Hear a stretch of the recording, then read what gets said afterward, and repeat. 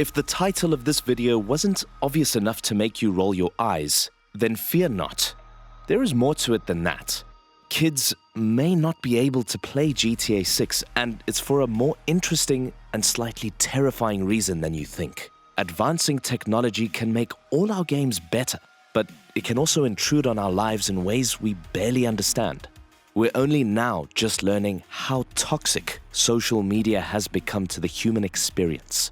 From our self-esteem to the idea of democracy itself, the revelations shall not be posted. Nevertheless, let's take a deep conspiratorial dive into the unsettling reasons why kids won't be able to play the latest GTA game. Let's get the obvious out of the way. Firstly, yes, Grand Theft Auto has always been an 18+ rated game franchise. There is no question as to why that is. Wanton violence, swearing, mature themes. GTA ticks all of these boxes and more. It's the reason that we love it. It was and always has been a defining feature of its entire marketing campaign. See our video on how Rockstar manipulates you to find out all about that. The legendary Max Clifford saw to it that every Karen would want it banned and every single one of their teenage sons would want to play it anyway. Another thing that should come as a surprise to absolutely no one is that the game's ratings have always been more like guidelines than actual rules. It even says so on the actual ratings themselves. Although stores won't sell adult-rated games to minors, there was never anything stopping parents or older siblings from purchasing these games for their kids or younger siblings to play. If you're a 90s kid, then you certainly grew up playing GTA 3, Vice City, San Andreas, 4, and possibly 5 while being under the age of 18. Either your parents allowed it or you played them at a friend's house. Neither appear to have done any of us any harm. This writer was 11 when he spent hours playing his favorite GTA game, San Andreas, playing endless hours of the 2-player mode and trying to outlast the cops and beat their record. It goes without saying that gamers playing games that the Square community has deemed inappropriate for them is a tale as old as the hills, or at least as old as the gaming industry. Dungeons & Dragons was at one point the focus of intense adult scrutiny during the Satanic Panic. And yet, nerdy kids continue to play it together in their basements, solidifying bonds and forming long-lasting memories. So this kind of parental interference is nothing new, and it's certainly not limited to just video games. Playing 18+ games underage could all now be coming to an end. The Entertainment Software Ratings Board, or ESRB for short, have recently applied to implement a new system of facial recognition technology that will be able to determine a subject's age. Obviously, this sounds pretty scary to any kids who want to play the next GTA game. It's not going to be a very comfortable experience, either if they have to look into the eye of Big Brother before getting their hands on a copy, or getting to play the game itself. Facial recognition technology is still in its infancy, but it is becoming more and more advanced quite rapidly. The internet is abuzz with rumors, some substantiated, some a bit more outlandish, of places such as China, which utilizes facial recognition technology in public places on its own citizens. Naturally, we are all fearful of this potentially disruptive technology. This business with the ESRB is just one more log to stoke the fires of mistrust between citizen gamer and the big bad gooberment. According to Mr. Boss, in one of his YouTube shorts, parents will have to upload a selfie while the ESRB program will determine how old they are, to see if they are the appropriate age to play the game in question. The software itself is only able to determine age and not specific facial details. Not only does this feel like a gross invasion of privacy, but also an infringement on a rite of passage for all young kids that enjoy video gaming. That is, the ability to play games that have been deemed too mature for them. As Mr. Boss goes on to mention, we've all had our mothers or fathers in tow at the game store, hoping that they wouldn't actually look at the game that we desperately wanted them to buy for us. That, or they just decided that it was their right as parents to determine what was appropriate for their own children. Although, I doubt my own mother would have bought me GTA San Andreas if she had been in my room, looking over my shoulder and watching me play the game. Come on, we all went to that strip club and got CJ a virtual lap dance. Don't deny it. Now, Mr. Boss makes a pretty compelling argument here that this new ESRB system is going to be the death knell for young gamers' GTA ambitions, and he may be right. However, if you've been in the online GTA community for more than a few minutes, you're probably already aware that the short in question should be taken with a grain of salt, as he is probably not the most reliable source. While it may be said that YouTube itself is not exactly reliable for informative news or anything, we here at Heist Central pride ourselves on researching our topics so that we can bring you the most accurate and up-to-date information that is out there.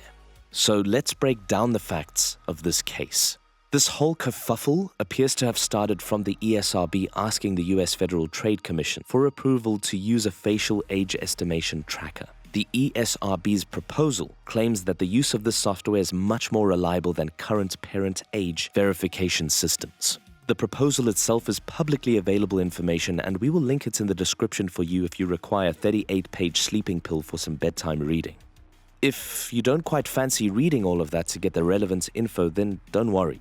We made the scriptwriter do it for you, so we can give it to you in a nutshell. Don't go saying, we don't put effort into our research. Essentially, the ESRB is asking the FTC to approve the use of this technology, pioneered by a company called Yoti. This technology has already been used in places like the UK and EU as a method of verifying the age of parents, not children.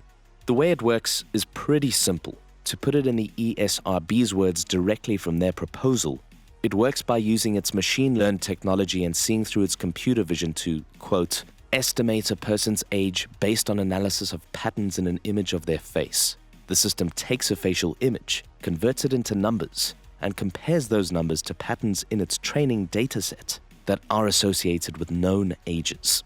If that was too much technical jargon for you, then here's the layman's version. Computers, by their modern nature, seem like complex things, but they haven't really changed much in how they fundamentally work since the very first computers took up entire building floors.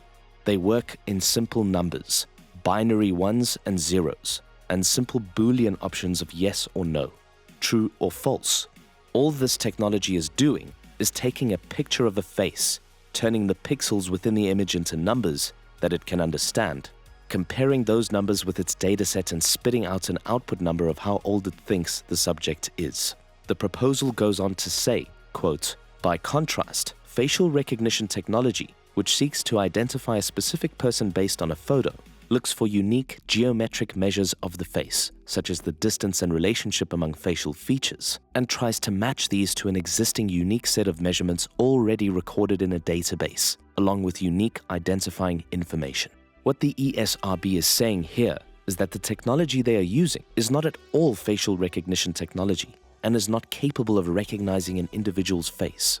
Yoti, for their part, will not be saving any of the selfies that are inputted to its program, as it has already trained it on a large dataset of millions of diverse human faces, proven it internationally as accurate, quote, 99.97% of the time, and has no need or capability to store the data that users input into it. All the images that are sent for age verification are deleted afterwards.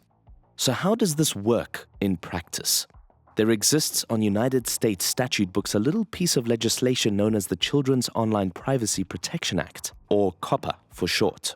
This legislation requires that any company that is going to collect, use, or share any information on children under the age of 13 obtain verifiable parental consent first. As it currently stands, this VCP is acquired by a picture of a form of ID or inputting some kind of payment card, sending a consent form or calling a toll-free number, all from a parent or guardian of the child in question.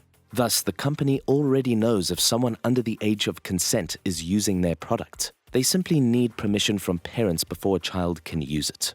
Using Yoti's software has already been proven to be a lot more convenient for parents internationally. It doesn't require that they submit any form of ID or banking information, just a selfie of themselves which is then permanently deleted. This makes for a much faster and more secure means of acquiring VCP. In the steps outlined in the proposal, this is how it is envisioned to work. Quote, 1. Child visits an online service and is presented with a neutral age gate. 2. Operator collects a parent's email address from the child. 3. Operator sends direct notice to parent pursuant to Section 312.4c of the COPPA rule. 4. Parent provides relevant permissions for the child. 5. Operator informs parents of the requirements to verify they're an adult, offers parents a choice of verification methods. At this point, the parent can choose if they want to simply take a selfie and let the software determine if they're adult enough to give parental consent. None of this is new, and something that we have already previously experienced ourselves growing up. It is just another means for parents to consent to their kids consuming content that they themselves deem appropriate. If your parents have bought a game for you, then chances are they've already given you permission to play it. Of course, none of this has been approved by the FTC yet, and they will have the final say in whether or not this technology will be implemented. Regardless of whether or not it does come into effect, it will never be used on children, and it will not store selfies of people to use for identification purposes. Nor will it ever be able to prevent kids from playing GTA 6 if their parents have bought them a copy. Secondly, if you live outside of the US, Mexico, or Canada, then you exist outside of the ESRB's jurisdiction anyway, and needn't worry about how their ratings affect you and your gameplay. So don't panic, the kids are all right. Those of you watching this who are fearful that the beady dead eyes of robotic cameras will prevent you from your rite of passage to grow up playing inappropriate games need not worry at all. You will get your chance to play GTA, and you won't need to be 18 to do it. Of course, we here at Heist Central cannot condone underage gamers playing games that have mature content, but neither can we tell parents what they should and shouldn't allow their kids to see. We can merely tell you the facts as they stand, and that you don't need to panic. Big Brother is not out to get gamers anytime soon. If you enjoyed this video and would like to get more news about GTA 6 as it happens, with in-depth coverage and breakdowns, then get down on your marrow bones and pray to the YouTube gods. Commit the sacrament of liking and the sacrament of subscribing. Receive the curated content of the algorithm and become one with us.